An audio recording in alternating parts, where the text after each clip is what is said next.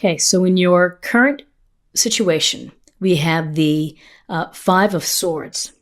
So with this Five of Swords, this is really a card of conflict and of someone winning and someone not winning. Because you can see there's the guy here who's standing with the swords, kind of looking over his shoulder at the people walking away. And maybe these people walking away have had enough and have laid down their swords and just said, forget about it. I'm out of here. It's not worth it to me to win. Or, they've been just beaten outright. So really, this is a card of duality. And so in your current place that you are you someone that if you hung on in a disagreement or in a conflict or a power struggle with someone to come out on top? Or are you the person that just said, I just can't take this anymore. Let's just let it end. And I'm going to move on. So think about how this affects and how you resonate with this card and which perspective are you following in this? What does it mean to you? In your crossing energy is the Four of Cups. And a cup sign is Cancer, Scorpio, Pisces. And so with the cups, Four of Cups, we see this guy sitting under the tree. This is about missing opportunities. And you can see someone right here is handing the hand from the sky is offering a cup to him. But he's not looking at it. He's not focused on it. He's focused on what's in front of him. This can suggest that maybe you are feeling a little discontent. Maybe you're a little tired of what you're doing. You're tired of the routine within your life. You want something else. So it's a sense of being dissatisfied. And it's your own little sit under the tree and think about things, but I'm not seeing anybody to my left or to my right. I'm just looking down. I'm just thinking about myself and what's going on. So what's crossing you is maybe a sense of being dissatisfied, whether that's in a relationship, whether that's in your job, or a living situation, a town that you live in, maybe too much traffic or the weather doesn't agree with you. There's something in there that's causing you to sit back and to think about what's going on. In your foundation is the Five of Cups. Another cup sign, Cancer, Scorpio, Pisces. So the Five of Cups is often a card of regret. It's a card of disappointment, of more disappointment. So something that has ended, perhaps. You haven't maybe been able to close it or close and let it end and kind of move on. You're still thinking about it. And here in the illustration, you can see the three spilled cups and then the two cups behind. So again, it's what you're focusing on. Are you focusing on what has already happened and what's already caused you to have this sense of loss or sadness? Or are you going to be able to get past it and focus on what you still have so that you can move forward? You're always going to be able to move forward. And with life, it's always about perspective. How are you looking at a situation? How is your mindset? If you're continually thinking about what went on and what happened back then, that someone betrayed you, someone hurt you, you're never going to allow yourself the ability to move forward and to get over it and to open up new avenues and new potential for you within your life. So something to think about is you don't hold on anymore to this sense of disappointment or hurt. In your recent past is the Eight of Pentacles. So Pentacles are Taurus, Virgo, Capricorn. And we see this is a card about really working very hard, working diligently, enjoying what you do. You're very good at what you do. You're very skilled, and you're proud of what you accomplish and what you create. And you can see that he's displaying his pentacles here. He's at one with the coin and the hammer. And so this is an indication that you've been working really hard and that you've been really focused and doing a super job. Now, maybe it's not paying off the way that you hope it will, but ultimately, if you keep at it, it will. he's a skilled person here who's doing a super job and enjoys what he's doing and is not distracted. So this goes towards resources, to money, to work, to maybe activities as well. What's crowning you is the Six of Swords. So the Six of Swords, again, it's another card of perspective, of duality. You see two people taking off in a boat, and you're leaving the choppy waters here, sailing into smoother waters. So this is really a transition card. This is a card about moving on from maybe a situation that was causing you some sadness and some disappointment. And it could be very well that you're going to have to move on in order to get past this sadness that you feel. With the Five of Cups, well, there's Six of Swords. The Swords is Gemini, Libra, Aquarius. And this is simply about moving on to a place where you're hoping for more happiness. You're hoping for a better situation. This is kind of like I've had it and I need to get out of here. So at your crowning, you're thinking about leaving. You're thinking about a transition that's going to put you into a better place. Now, whether that's a relationship or whether that's a job situation, it's something that is on your mind and that you are really thinking about here. So in your future, near future, it's the High Priestess. And the High Priestess is about really relying on your intuition and paying attention to your dreams, paying attention to the signs, to the messages, of taking time out for yourself to really think about you, to dive deep into what makes you tick. What is it that you're maybe not happy about? What is it that you are happy about?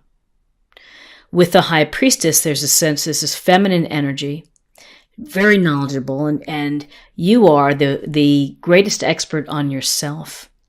And so when things don't go the way that you hope that they do, then take time out to reflect, to meditate, to journal, to go for a walk, and to think about really what lies beneath.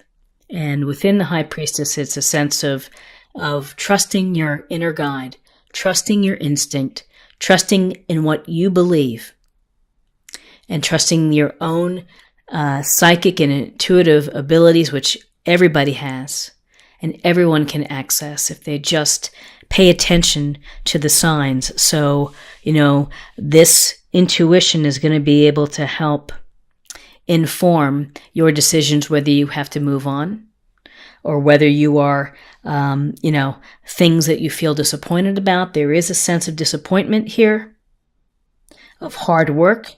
Maybe you're putting in a lot of the work and of the sense of having to leave a situation. So where you are right now is the Page of Swords. The Page of Swords is this youthful energy. It's a youthful approach. And he is intellectual. He's clever, smart, logical, a studious kind of guy, likes to be challenged, mentally challenged in puzzles and things like that, and situations that he can analyze. So he looks in this illustration to be ready for whatever comes. And I think that's a strong message within this reading, is that you are going to be ready and in a position to do what you need to do to ride through these tough times. With pages, it's often a message or an offering, but really for this situation, when you just look at the position of how he's standing, that it's going to, be your ability to defend and to do what's right for you. And so that may mean having to move on, having to defend your ideas, having to use some logic and some reason versus relying on emotions to make your decisions. In your environment is another youthful energy, the Page of Wands, which is the Page of Wands is saying, go out there and do something. This is a youthful energy that is looking for adventure, looking to get out there and to do things. So again, if you feel disappointed, if you feel in conflict, if you feel that you need to get away, that you're working too hard, the Page of Wands is a wonderful encouragement to you to go have some fun, to go have some adventure, to do things that fire up your passions. With the Page of Wands, we've got Aries, Leo, or Sagittarius. And Wands is about what lights your fire. What enthusiasms do you have? And so if you've let things slip by, if you haven't had time to focus on what makes you happy or what's fulfilling to you, then this page is saying, pick something. Do something that's going to bring you some sense of creativity, happiness, passion that's going to make you feel good. In your hopes and fears, we have the Star. And this is a lovely card. The Star is a wonderful message of believing that everything is going to be okay, that you have faith in yourself, you have faith in the universe and in the stars to guide you to the right way. You have, this ability to heal and an ability to, just to let yourself recover and to recover from the hurt, to recover from the regret, to recover from disappointment, that you can get past all of this and you can move forward to a place of happiness and of fulfillment and of good health. So, we look to the stars for guidance, and this is a marriage of the physical and the spiritual sense, which is to get your physical body together, along with your spiritual side, which is to reconnect with yourself. And you can reconnect with yourself.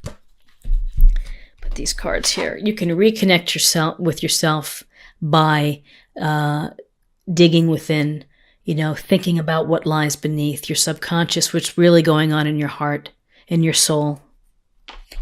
And resting, relaxing, doing things that are going to allow you to re-energize, to feel good. But really, this is a card of hope and optimism. So in December, you have, you may be facing some little rough moments here, but ultimately, you're in a place where you're going to have faith in the outcome. Faith that the universe is going to give you what you so desperately want. And in your outcome is the Knight of Cups. So the Knight of Cups is this very romantic, charming man or woman, whatever energy it is, of whatever gender. And the Knight of Cups is, you can see the offering of the cup, the offering of an emotional connection, the offering of someone who is in touch with their emotions, someone who can be romantic and be loving and can offer love. And again, with cups, we have Cancer, Scorpio, and Pisces. And so this is your outcome, whether this is just an emotional connection with a dear friend, someone that's going to be a great support to you, and that you just love them to death, or it's the potential of meeting someone and of of having dates or relationships or just some fun with. But the Knight of Cups is a romantic, dreamy, poetry-filled kind of person who can really lift your spirits. So let me just take a look here at the cards and see what we don't see. Let's see what we don't really have. So we have Pentacles, we've got Swords, Cups. We really have it all. And we have a lot of this page energy of this youthful of navigating maybe some challenges with the Page of Swords and getting out there to find yourself and to find what you enjoy and what you're hoping for, to really ignite your passions.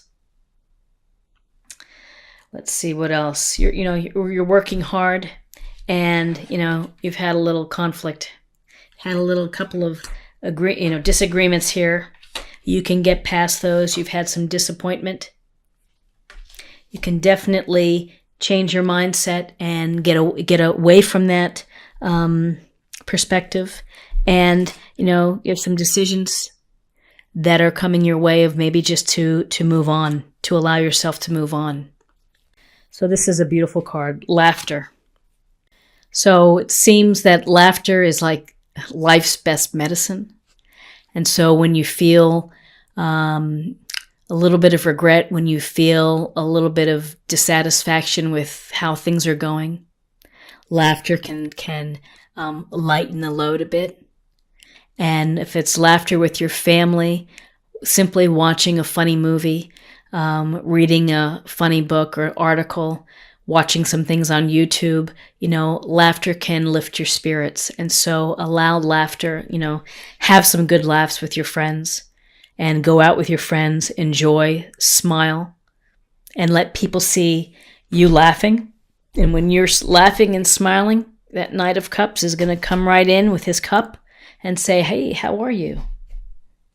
And finally, let me get a Goddess Guidance card, kind of as a practice area or a meditation focus for the month of December.